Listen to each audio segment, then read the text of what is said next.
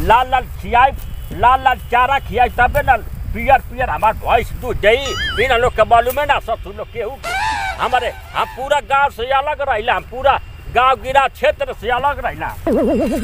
पूरा जिला में हम एगो नाम हमार जिला में एक लौटा हम जिला में आई के हमके जानबा ही ना करे। घास तो बहुत बढ़िया रे, घाचर घाचर हमार भैंसिया भाचर भाचर खाई आ फचर फचर दूध फेंक। इन लोग कमाल में बुढ़ियो हमार का जानी अपने अपने या जियाउरा अपने ना जियाउरा का अपन नैहर में कहियो घास देखल ही ना ऐसा तक का जानी रे। ए बाबू किधर हो रे? बाबू हो ए भाई बाबू मर गए का?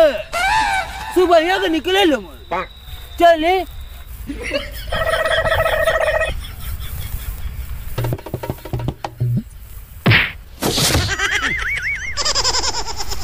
बाबू क्या करो तुम हो? तोरिया खिया में सार माता में बैठल सात तोरिया खिया में आलू आलू पेसल हम भगवान सार लौकत ना तो के तोरिया खिया में मोतिया बीन हो गल सार, तोरिया खिया में कैंसर हो गल सार लौकत ना तो के। हाय भैंसिया खाई घास या तो खाई ना सार, रंगीन घास तू के खेत दे खाई बकलो ले बके घास के खा रहे हैं खा रहे खा हां खाई भैंसिया ना खाई। अरे ससुर घास ऐसा ना होले नहीं वो हरियर हरियर होले हरियर होले ऐसे होले हाय खाई तू हाय खाई। ए सरवा हम जले के रंगीन घास चाहिए था, रंगीन घास ऐसा ना होले हाय हाय लाल लाल हवे लाल लाल खाई त भैंसिया पियर पियर दूध दे हाय खाई ना तो कतरा नियर दूध देबे लगे।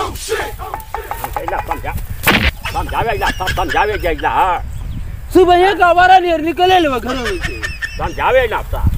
अब कहां जाए हरियर घास को जे ससुर कहां जाए? चले और चले के कहां जाए? ये तो हरियर घास लागत अब ऐसे हरियर क्यों ना मिली कहीं घासिया हरियर बस खास हरियर बस देख ले सार हरियर तो हरियर घास माने घास होला कैसनो घास होला।